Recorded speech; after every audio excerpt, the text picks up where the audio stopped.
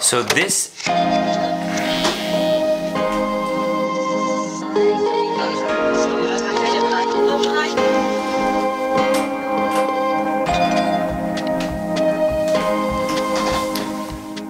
vlog is about two things. First, it's about how to work corporate events as opposed to other markets. Second, this is the first in a series of 3 vlogs in a row about how to stay focused when you're working a bunch of drastically different events in a short amount of time. So tonight I've got a corporate stage show. Tomorrow morning I head up to Massachusetts for a pair of youth motivational speeches at a 7th grade leadership conference. And then the very next morning I fly out to Detroit to give a huge Comedy Magic stage show for a family weekend on a college campus. So that's 3 vlogs, 3 days, 3 states, 2 shows, 2 speeches, and it all starts right now.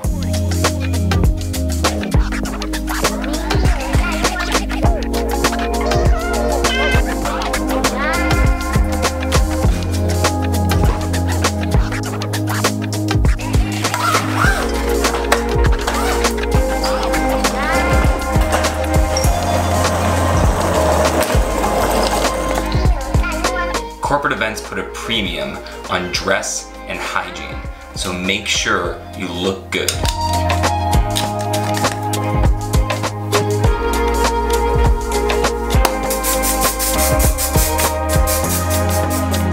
That also means wearing nice suits, nice shirts, and nice clothes in general. 2 suits today. The suit I'm planning on wearing, and a backup suit just in case anything happens to this suit between now and the show. 2 shirts.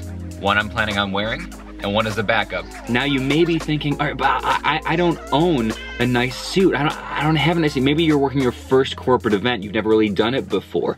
You know what you do? You take the money they're paying you and you go out and you get a nice suit. And what I'm saying is before the event. You sign the contract. When the contract's signed, the deposit comes in. You take the deposit money and you go to the best store that you can afford with that money, and you get a suit and you get it tailored. It's more important that it's tailored than it is an actually nice suit. You can always tell when people get a suit off the rack and it's not tailored, it doesn't look like it quite fits them, they look a little awkward, a little frumpy.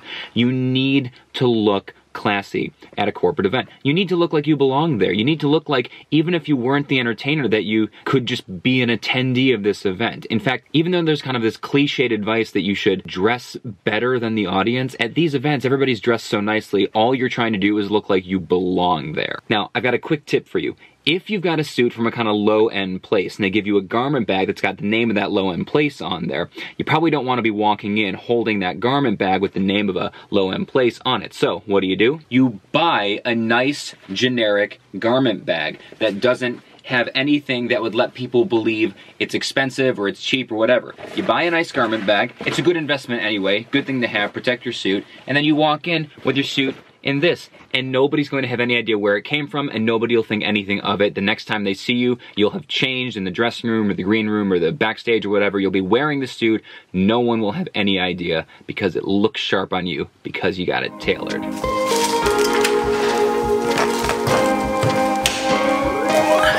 You know what I'm gonna say next. Shine your shoes.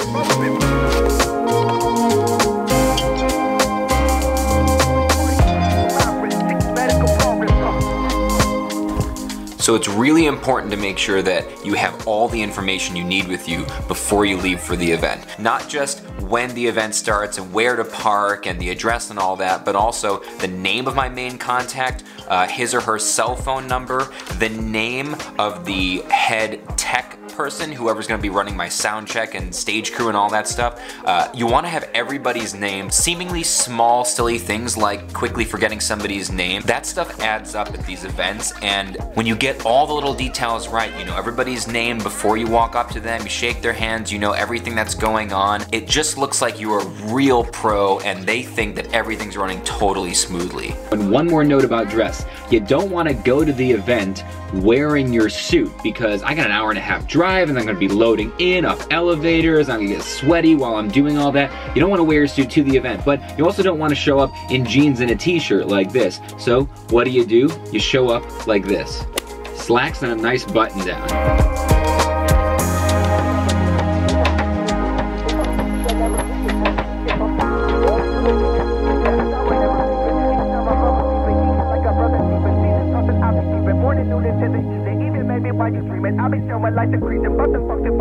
So there's a couple of different things that you should know about corporate events that I find a lot of people don't really know. The first thing is there's like 3 different echelons of corporate events: local, regional, national, or international corporate events. When I say local corporate events, I mean a lot of the companies that are locally owned in your state, in your region, that have maybe 20 to 50 employees or something like that, and they have their annual company holiday party or their annual company appreciation day, employee appreciation day, stuff like that.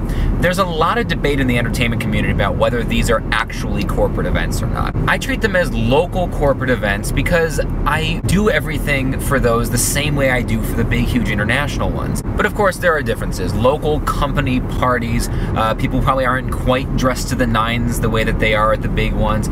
Usually, the company parties are held for their employees, not for people within their industry. And then there's kind of your regional corporate events, which tend to be bigger companies. They could have a couple hundred to 1,000 employees that are usually coming in from every single one of their locations across an entire region for an annual conference or an annual meeting. And then of course you've got your national or international.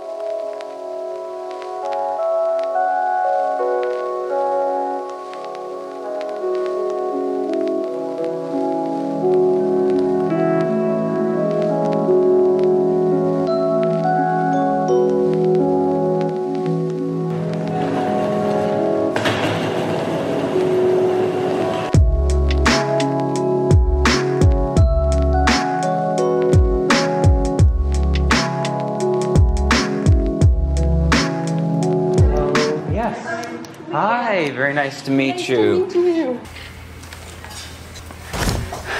That's why you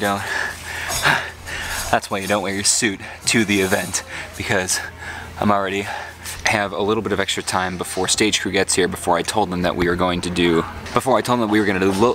load-ins. So I'm going to set up my camera to film tonight's show now.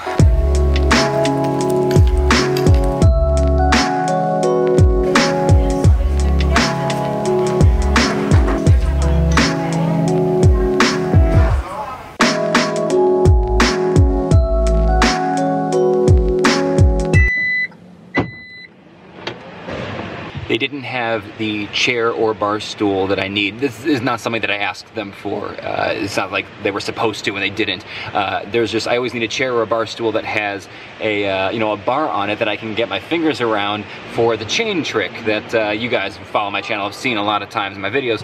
And they didn't have one anywhere. That's like the first time in years at an event, especially a big event, I haven't been able to find either a chair or bar stool that had what I was looking for. And that's why I always bring one with me.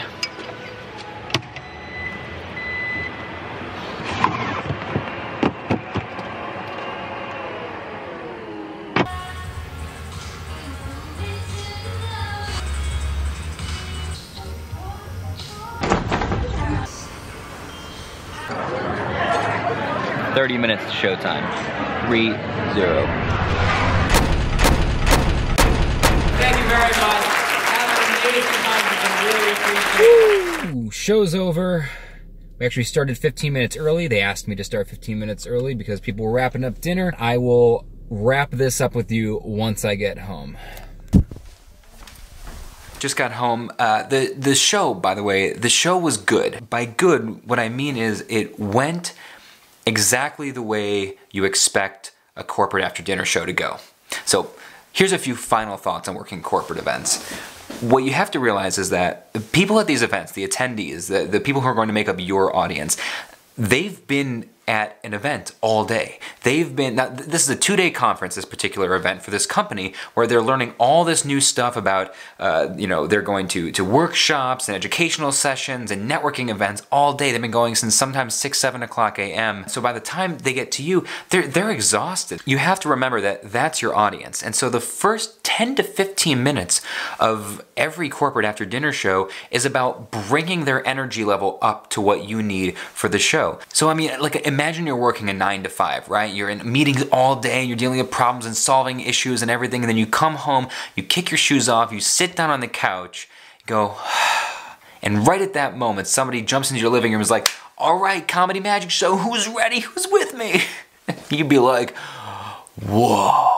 So that's why there's this old expression, meet people where they're at. In other words, these people are tired, they have low energy. They're gonna be ready for a show, but you can't come out blazing high energy to a group of people that is low energy and pretty tired and pretty, maybe, kind of intellectually or mentally checked out for the day. What you need to do is start the show where they are, at their energy level. You need to meet them where they're at. Which brings me to my last point, which is you need to have the right expectations when you go into a corporate event. You need to remember, it's not your show. I know it sounds silly because it's like, yeah, it is my show, I'm the one on stage, but what I mean is, it's not your show. This corporate event's not the Brian Miller show. That's not the point of it. That's not what I'm there for.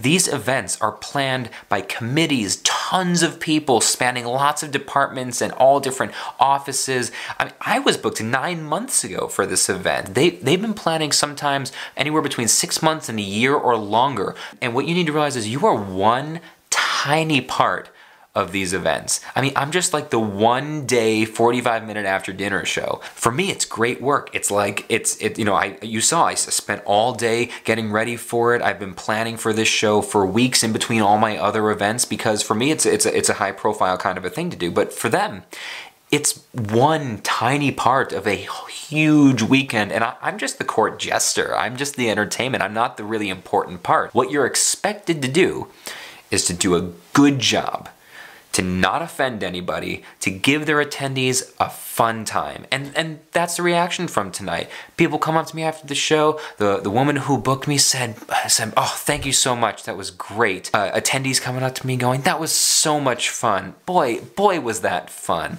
That was really entertaining. Thank you for being here. You're not gonna get the raucous, screaming, cheering crowds. They laughed, they clapped, and they said thank you for being here.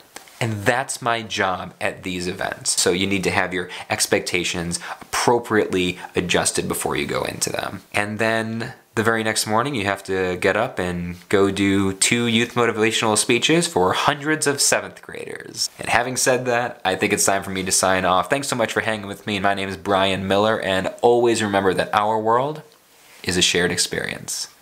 Have a great night. I'll see you next time. Oh. That was close. I thought the door was going to stop when I reached in there. Let's not test that theory.